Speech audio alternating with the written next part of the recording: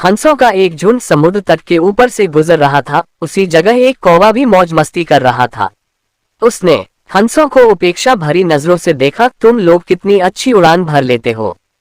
कौवा मजाक के लहजे में बोला, तुम लोग और कर ही क्या सकते हो, बस अपना पंख फड़फड़ाकर उड़ान भर सकते हो। क्या तुम मेरी तरह फुर्ती से उड़ सकते हो? मेरी तरह हवा में कलाबाजियां दिखा सकते हो? नहीं, तुम तो ठीक से जानते भी नहीं कि उड़ना किसे कहते हैं। कौवे की बात सुनकर एक वृद्ध हंस बोला, ये अच्छी बात है कि तुम ये सब कर लेते हो, लेकिन तुम्हें इस बात पर घमंड नहीं करना चाहिए। मैं घमंड वमंड नहीं जानता। अगर तुम में से कोई भी मेरा मुकाबला कर सकत है तो सामने आए और मुझे हरा कर दिखाए।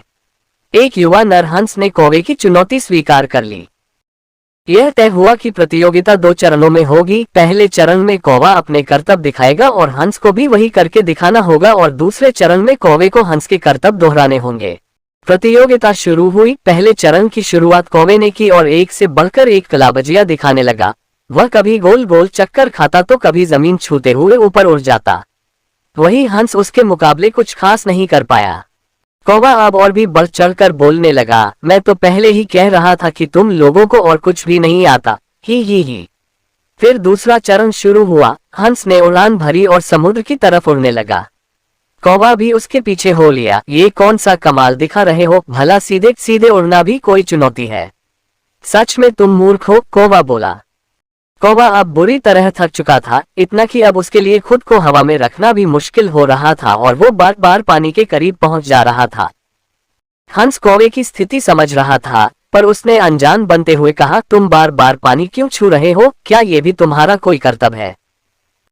नहीं, कौवा बोला, मुझे माफ कर दो, मैं अब बिल्कुल थक चुका हूँ और यदि तुमने मेरी मदद नहीं की तो मैं यहीं दम तोड़ दूंगा। मुझे बचा लो, मैं कभी घमंड नहीं दिखाऊंगा।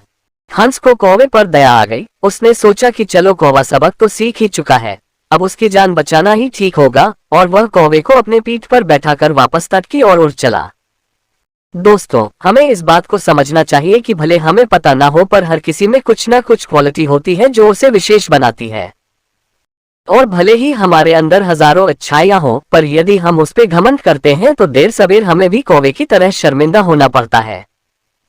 एक पुरानी कहावत भी है, घमंडी का सर हमेशा नीचा होता है। इसलिए ध्यान रखिए कि कहीं जाने अनजाने आप भी कौवे वाली गलती तो नहीं कर रहे।